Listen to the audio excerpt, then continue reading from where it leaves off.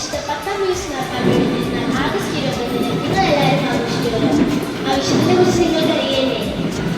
പരിശുദ്ധ ദിവ്യകാരുണ്യത്തിന്റെ മാർപ്പാപ്പയെന്നും മതബോധനത്തിന്റെ സ്വർഗീയ മധ്യസ്ഥനെന്നും അറിയപ്പെടുന്ന വിശുദ്ധ പത്താം മാർപ്പാപ്പയെ പരിചയപ്പെടുന്നതിനായി നമുക്ക് മുന്നിൽ ആരാണ് അവസരം കൊടുക്കുക.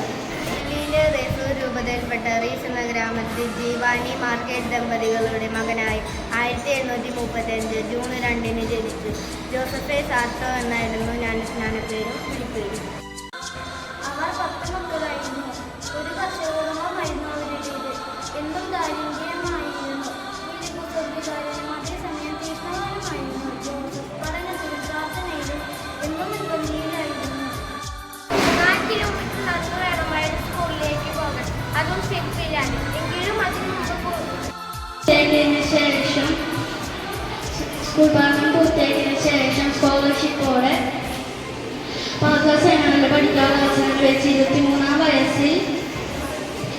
വയസ്സിൽ പൗരോഹിത്യം സ്വീകരിച്ചു. 17 വർഷത്തോളം ഇടവക വികാരിയായും അതിനുശേഷം പാതുവായിലെ മെത്രാനായും സേവനമനുഷ്ഠിച്ച് വെനീസിലെ പാത്രിയാർക്കീസായി ആയി നിയമിതനായി. പുതിയ സ്ഥാനം അദ്ദേഹത്തെ കൂടുതൽ വിനീതനാക്കുകയാണ് ചെയ്തത്.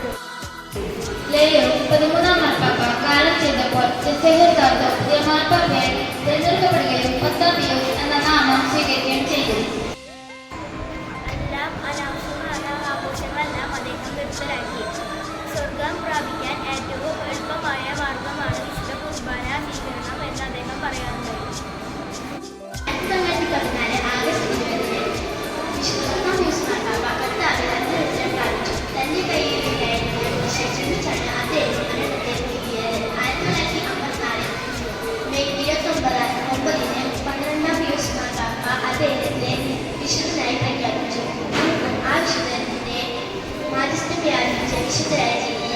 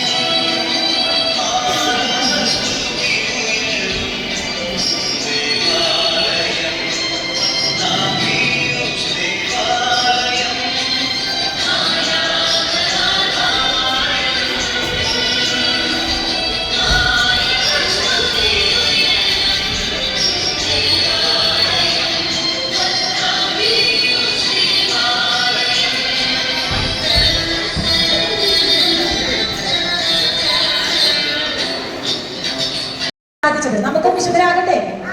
അവനും അവൾക്കും വിശുദ്ധരായെങ്കിൽ നമുക്കും വിശുദ്ധരാകാനായിട്ട് സാധിക്കും. വിശുദ്ധരാകണമെങ്കിൽ നമ്മൾ എന്ത് ചെയ്യണം? സുധാകർ പിയൂസ് മാർപ്പാപ്പയുടെ തിരുനാളിലൂടെ